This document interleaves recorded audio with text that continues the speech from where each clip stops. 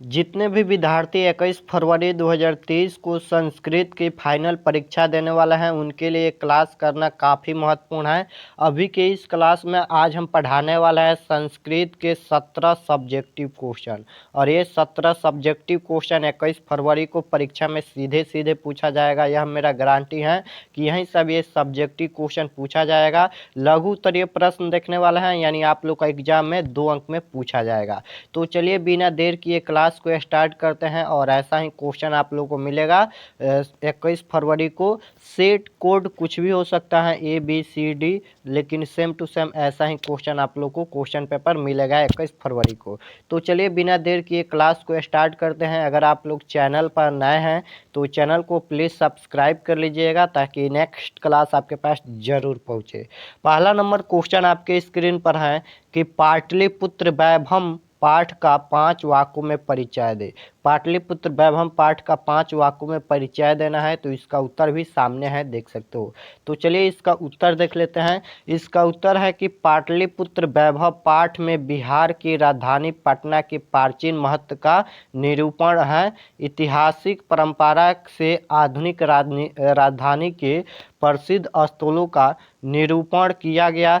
चंद्रगुप्त मौर्य के समय यहाँ की शोभा तथा रक्षा व्यवस्था उत्कृष्ट थी। अशोक के समय यहाँ समृद्धि थी। यहाँ बड़े बड़े कवि, व्याकरण तथा भास्कर परिचित हुए, और संग्रहालय, गोलघर, जैविक उद्यान आदि दर्शनीय स्थल है। इसका उत्तर यही है। एक बार और समझिएगा कि पाटलिपुत्र पाठ का 5 वाक्यों में परिचय देना है। तो इसका उत्तर है कि पाटलिपुत्र वैभव पाठ में बिहार की राजधानी पटना के प्राचीन महत्व का निरूपण है। ऐतिहासिक परंपरा से आधुनिक राजधानी के प्रसिद्ध स्थलों का निरूपण किया गया। चंद्रगुप्त मौर्य के समय यहाँ की शोभा तथा रक्षा व्यवस्था अति उत्कृष्ट थी। अशोक के समय यहाँ समृद्धि थी। यहाँ बड़े बड़े कवि, यहाँ पर क्या लिखा है, व्याकरण तथा भास्कर परिचित हुए, और संग्रहालय, गोलघर, जैविक उद्यान आदि दर्शनीय स्थल है। इसका उत्तर यही है। आप लोग लिख दीजिएगा तो 2 अंक मिल जाएगा। चलिए नेक्स्ट क्वेश्चन है 2 नंबर। आलसशाला में आग लगने पर क्या हुआ? आलसशाला में आग लगने पर क्या हुआ, यही क्वेश्चन पूछ रहा है। तो इसका उत्तर है कि आलसशाला में आग लगने पर सभी धूर्त आलसी भाग गए। 4 आलसी सोए हुए बातें आग को देखकर नियोगी पुरुषों ने चारों आलसियों के बाल पकड़कर खींचते हुए बाहर निकाले। चलिए एक बार और इसका उत्तर देखते हैं। हम 2 बार पढ़ते हैं ताकि आप लोग का ये सभी क्वेश्चन का आधा यहीं पर याद हो जाए, और जो आधा बचेगा वह बाद में आप लोग कॉपी पर लिख कर और 1-2 बार पढ़ लीजिएगा तो अपने आप याद हो जाएगा। तो इसका उत्तर है कि आलसशाला में आग लगने पर सभी धूर्त आलसी भाग गए। 4 आलसी सोए हुए बातें आग को देखकर नियोगी पुरुषों ने चारों आलसियों को बाल पकड़कर खींचते हुए बाहर निकाला। ऑब्जेक्टिव में पूछेगा कि यहाँ पर आलसियों को क्या पकड़कर बाहर किया गया, तो बाल पकड़कर, याद रखिएगा। चलिए नेक्स्ट क्वेश्चन। तो 3 नंबर क्वेश्चन है कि करमवीर कौन था? करमवीर कौन था, यही क्वेश्चन पूछा गया है कि करमवीर कौन था। तो इसका उत्तर है कि राम प्रवेश राम करमवीर कथा का प्रमुख पात्र हैं। इनका जन्म बिहार राज्य अंतर्गत भीखन टोला में हुआ था। कहाँ हुआ था? तो बिहार के राज्य अंतर्गत भीखन टोला में हुआ था। कभी खेलों में संलग्न रहने वाले राम प्रवेश अध्यापक का सानिध्य पाकर विद्याध्ययन में जुट गए। गुरु का आशीर्वाद और मेहनत उनकी सफलता की सीढ़ी यहाँ पर बनते गए। घना भाव के बीच भी उन्होंने अपना अध्ययन जारी रखा। विद्यालय स्तर से लेकर प्रतियोगिता परीक्षाओं में प्रथम स्थान प्राप्त करते गए। केंद्रीय लोक सेवा आयोग परीक्षा में उत्तीर्ण होकर उन्होंने समाज के समक्ष अपना आदर्श प्रस्तुत कर दिया। उनकी प्रशासन क्षमता और संकट काल में निर्णायक सामर्थ्य सभी को आकर्षित करते हैं। तो इसका उत्तर यही है। स्क्रीनशॉट ले सकते हो आप लोग। नेक्स्ट क्वेश्चन है 4 नंबर कि धार्मिक व्यक्ति ने बुद्ध बाघ को क्या उपदेश दिया? तो इसका उत्तर है कि वृद्ध बाघ अति दुराचारी था। युवा अवस्था में अनेक गायों और मनुष्यों के वध करने के पाप के कारण वह निसंतान और पत्नी विहीन हो गया था। तब एक धार्मिक व्यक्ति ने पाप मुक्त होने के लिए बाघ को उपदेश दिया कि आप दान पूर्ण करें। तो इसका उत्तर यही है, स्क्रीनशॉट ले सकते हो। नेक्स्ट क्वेश्चन है 5 नंबर की, पथिक वृद्ध बाघ की बातों में क्यों आ गया। जो पथिक था, जो रास्ते से गुजर रहा था, वह यहाँ पर बूढ़ा बाघ की बातों में क्यों आ गया। तो इसका उत्तर है कि पथिक ने सोने के कंगन की बात सुनकर सोचा कि ऐसा भाग्य से ही मिल सकता है, किंतु जिस कार में खतरा हो उसे नहीं करना चाहिए। फिर लोभवश उसने सोचा कि धन कमाने के कार्य में खतरा तो होता ही है। इस तरह वह लोभ से वशीभूत होकर बाघ की बातों में आ गया। यानी बाघ बोल रहा था कि हमें खोल दीजिए, जो पिंजरा में बंद था, हम सोने का कंगन दे रहे हैं। तो पथिक ने उनका बात मान लिया। तो इसका उत्तर यही है। नेक्स्ट क्वेश्चन है 6 नंबर कि पाटलिपुत्र के प्राचीन महत्व का वर्णन करें। पाटलिपुत्र के प्राचीन महत्व का वर्णन करना है। तो इसका उत्तर है कि पाटलिपुत्र में शरद ऋतु में कौमुदी महोत्सव बड़ी धूमधाम से मनाया जाता था। सभी नगरवासी खुश हो जाते थे। इस समारोह का प्रचलन गुप्त वंश के शासन काल में हुआ था। आजकल जिस तरह दुर्गा पूजा मनाई जाती है, उसी प्रकार प्राचीन काल में कौमुदी महोत्सव मनाया जाता है। तो इसका उत्तर यही है। नेक्स्ट क्वेश्चन है कि नदी और विद्यमान में क्या समानता है। तो चलिए इसका उत्तर देख लेते हैं। इसका उत्तर है कि मुंडक उपनिषद में महर्षि वेद व्यास का कहना है कि जिस प्रकार बहती हुई नदियाँ अपने नाम और रूप को छोड़कर समुद्र में मिल जाती हैं, उसी प्रकार विद्यमान पुरुष अपने नाम और रूप अर्थात अहम को त्याग कर ब्रह्म को प्राप्त कर लेता है। इसका उत्तर यही है। नेक्स्ट क्वेश्चन है 8 नंबर कि आत्मा का स्वरूप कैसा है, वह कहाँ रहती हैं। कहाँ रहते हैं, यहाँ पर रहते हैं होना चाहिए कि आत्मा का स्वरूप कैसा है और वह कहाँ रहते हैं, यहाँ पर रहते हैं। उसके बाद इसका उत्तर है कि कठोपनिषद में आत्मा के स्वरूप को बहुत अच्छे तरह से यहाँ पर बताया गया है। आत्मा मनुष्य की हृदय रूपी गुफा में अस्तित्व है। यह अणु से भी सूक्ष्म है, यह महान से भी महान है। इसका रहस्य समझने वाला सत्य को अपनाता है और वह यहाँ पर शोक रहित होता है। इसका उत्तर यही है। नेक्स्ट तो 9 नंबर क्वेश्चन है आपके स्क्रीन पर कि आलस के कर्मचारियों ने आलसियों की परीक्षा क्यों और कैसे ली। क्वेश्चन पूछा गया है कि आलस के कर्मचारियों ने आलसियों की परीक्षा क्यों और कैसे ली। तो इसका उत्तर है कि आलस में आलसियों की सुख सुविधाओं को देखकर कृत्रिम आलसियों की भी भीड़ जुटती गई, जिससे आलस का खर्च बेवजह बढ़ गया था। अतः आलस के व्यर्थ खर्च को रोकने तथा सही आलसियों की पहचान के लिए आलस में आग लगा दी गई, जिसमें नकली आलसी भाग गए और सही आलसी लोग रह गए। तो इसका उत्तर यही है। चलिए एक बार और पढ़ते हैं। बहुत ही शानदार क्वेश्चन है कि आलस के कर्मचारियों ने आलसियों की परीक्षा क्यों और कैसे ली।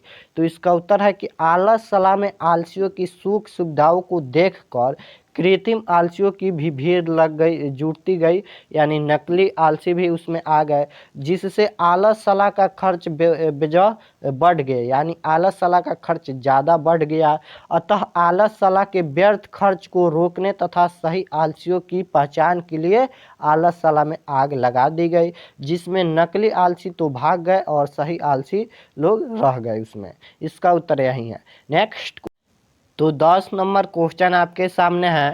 10 नंबर क्वेश्चन पूछा गया है कि सिख संप्रदाय के लोगों के लिए पटना नगर क्यों महत्वपूर्ण है।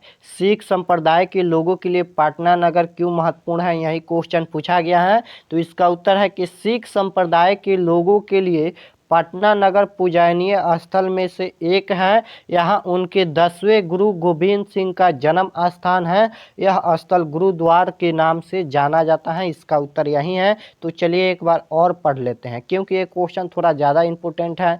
सिख संप्रदाय के लोगों के लिए पटना नगर क्यों महत्वपूर्ण है? तो इसका उत्तर है कि सिख संप्रदाय के लोगों के लिए पटना नगर पूजनीय स्थल में से एक है। यहाँ उनके 10वें गुरु गोविंद सिंह का जन्म स्थान है। यह स्थल गुरुद्वार के नाम से जाना जाता है। तो इसका स्क्रीनशॉट ले सकते हो। नेक्स्ट क्वेश्चन है 11 नंबर।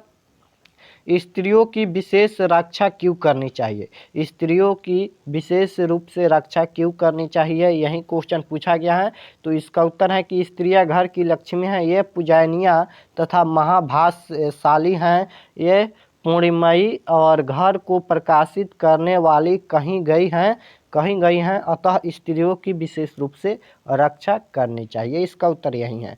नेक्स्ट क्वेश्चन है कि मध्यकाल में भारतीय समाज क्यों दूषित हो गया था? मध्यकाल में भारतीय समाज क्यों दूषित हो गया था, यही क्वेश्चन पूछा गया है। तो इसका उत्तर है कि मध्यकाल में भारतीय समाज जातिवादी, वैश्वमता, अस्पृश्यता, धार्मिक का विस्कार आदि कारणों से दूषित हो गया था। इसका उत्तर यही है। तो चलिए हम नेक्स्ट क्वेश्चन देखते हैं। तो नेक्स्ट क्वेश्चन है 13 नंबर कि आलसला में आग लगाने पर चारों आलसियों के अपने शब्दों में लिखे। आलसला में आग लगाने पर चारों आलसियों के अपने शब्दों में लिखना है, यही क्वेश्चन पूछा गया है। तो इसका उत्तर है कि जब आलसला में आग लगा तो चारों आलसी ऐसे वार्तालाप कर रहे थे। एक आलसी में मुंह ढककर कहा, अरे ये हल्ला कैसा हो रहा है? और दूसरे ने कहा कि इस घर में आग लग गई। और तीसरा आलसी ने कहा कि कोई पानी से भीगे वस्त्र से ढक दे। और चौथे ने कहा, अरे वाचाल कितनी बात करते हो, चुपचाप क्यों नहीं रहते? यही क्वेश्चन पूछा गया है और इसका उत्तर यही है। तो चलिए नेक्स्ट। तो 14 नंबर क्वेश्चन पूछा गया है कि आलस कथा पाठ में मूर्ति की पहचान कैसे हुई? आलस कथा पाठ में मूर्ति की पहचान कैसे हुई, यही क्वेश्चन पूछा गया है। तो इसका उत्तर है कि आलसियों का सुख देखकर धूर्त लोग भी कृत्रिम आलस दिखाकर भोजन ग्रहण करने लगे। लेकिन धूर्त लोगों की पहचान के लिए आलसशाला में आग लगा दिया गया। धूर्त लोग आग को देखकर भाग गए, लेकिन जो सच में आलसी थे वह वहीं सोचे रह गए। इसी प्रकार यहाँ पर पूर्त आलसियों की पहचान किया गया। यही क्वेश्चन, इसका उत्तर यही है। चलिए नेक्स्ट क्वेश्चन की ओर चलते हैं। यहाँ पर तो 15 नंबर क्वेश्चन है कि क्रमशः दानवीरता पाठ के लेखक कौन है, कौन किनके पुत्र हैं और उन्होंने इंद्र को दान में क्या दिया, यही क्वेश्चन पूछा गया है। तो चलिए इसका उत्तर देख लेते हैं।